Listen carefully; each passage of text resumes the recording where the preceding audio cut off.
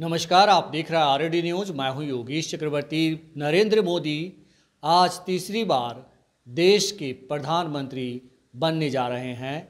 वे लगातार तीसरी बार प्रधानमंत्री पद और गोपनीयता की शपथ लेंगे। राष्ट्रपति भवन में राष्ट्रपति द्रौपदी मुर्मू उन्हें पद और गोपनीयता की शपथ दिलाएंगी।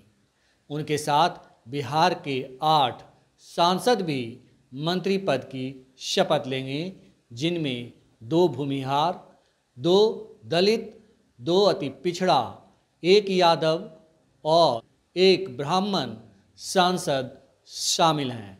लेकिन उनके मंत्रिमंडल में बिहार से किसी भी राजपूत सांसद को जगह नहीं मिली है।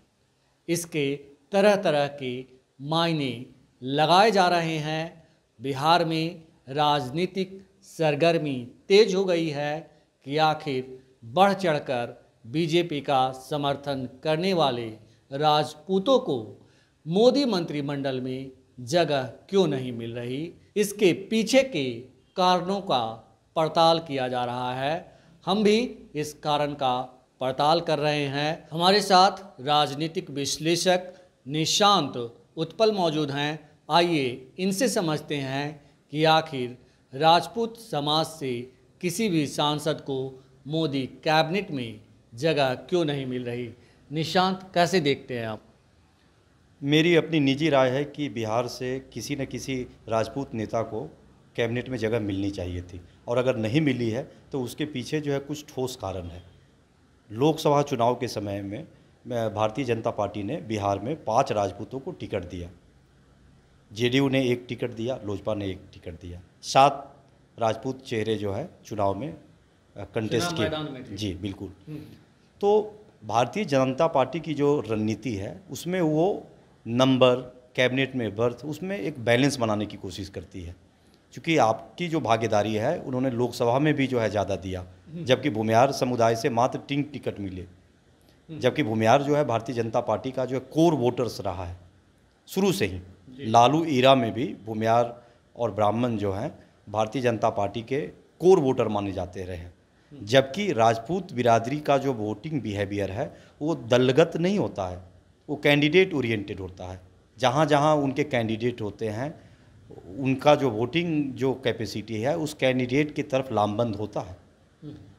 इसके और भी बहुत सारे कारण हैं। इस बार आपने देखा कि भारतीय जनता पार्टी जो मैजिकल फिगर है उसको टच नहीं कर पाई, और इस मैजिकल फिगर को टच नहीं करने के वजह से कुछ नए जो है अलायंस पार्टनर को भी कैबिनेट में बर्थ मिल रहा है, जैसे जेडीएस, जैसे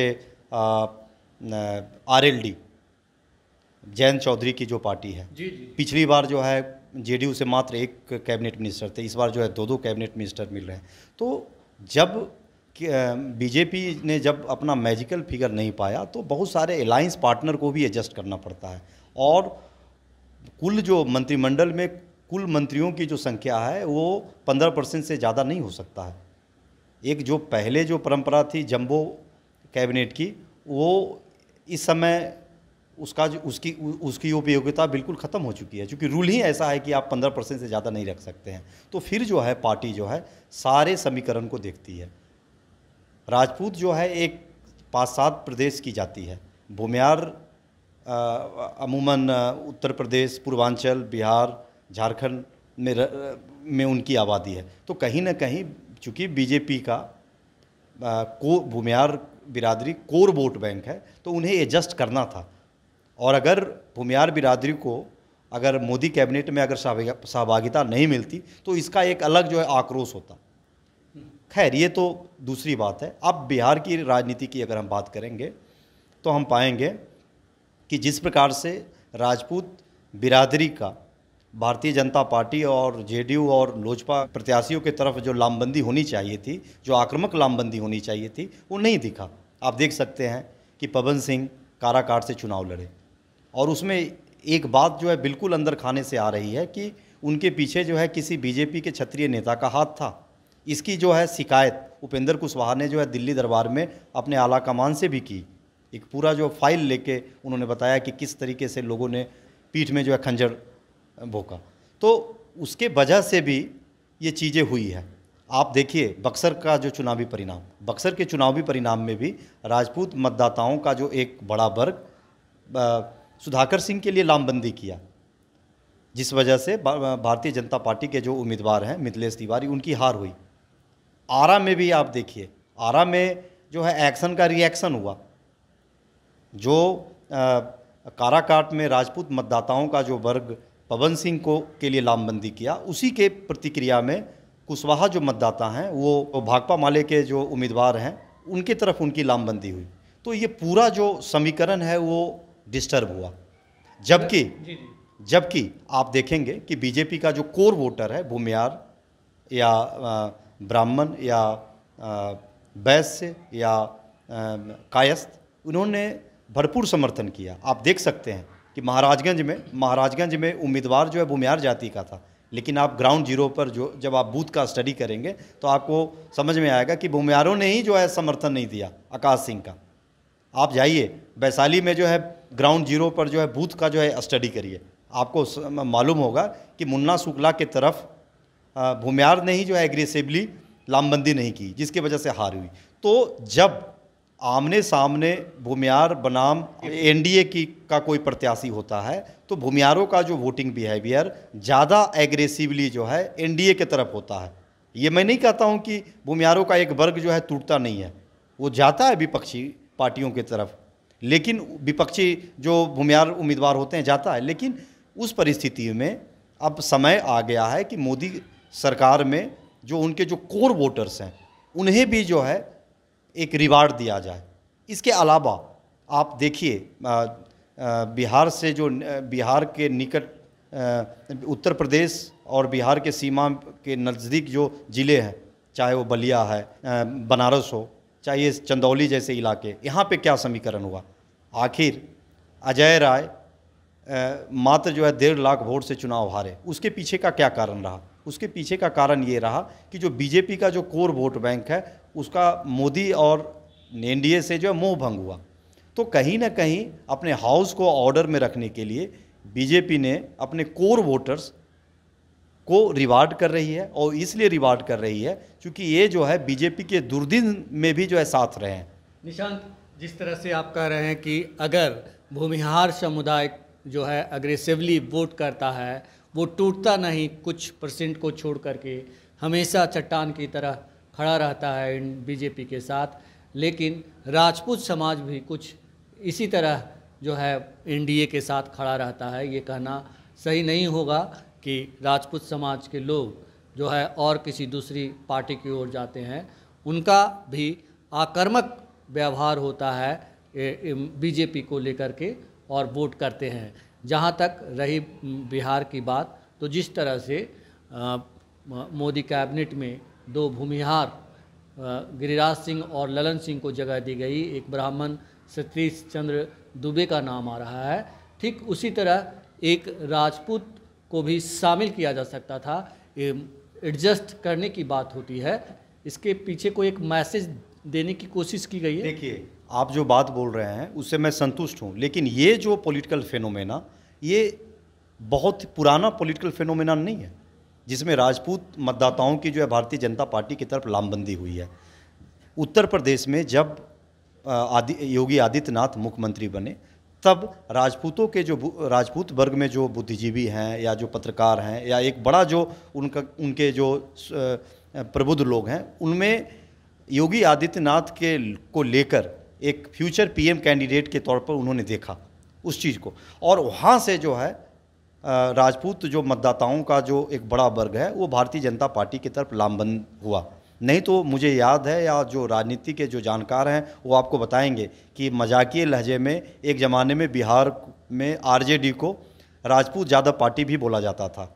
आप देखेंगे कि जो राष्ट्रीय जनता दल में राजपूत जो नेताओं की जो है काफ़ी अच्छी भागीदारी होती थी कैबिनेट में, या मिनिस्टर जो होते थे स्टेट में, लेकिन राजपूत ही नहीं, भूमिहारों की भी होती थी, भूमिहारों की, ब्राह्मणों की भी होती थी, और वो लालू एरा में भी रहा और राबड़ी एरा में भी रहा, और अभी जब सरकार बनी थी तेजस्वी यादव की, तब भी उनकी संख्या अच्छी खासी थी। भूमिहारों की जो है सांकेतिक भागीदारी के रूप में अखिलेश सिंह होते थे, और उसके अलावा मुझे लगता है कि ब्राह्मणों की एक अच्छी पैठ थी आरजेडी में। रघुनाथ झा, शिवानंद तिवारी जैसे नेता थे, बहुत सारे ऐसे और लेकिन कुल मिला के इसलिए चूँकि आरजेडी का जो वो दौर था, उस लालू इरा के का जो आरजेडी था वो कहीं ना कहीं जो है उनका भूमिहारों से मोह भंग हो चुका था। लेकिन खैर वो तो पुरानी बात है।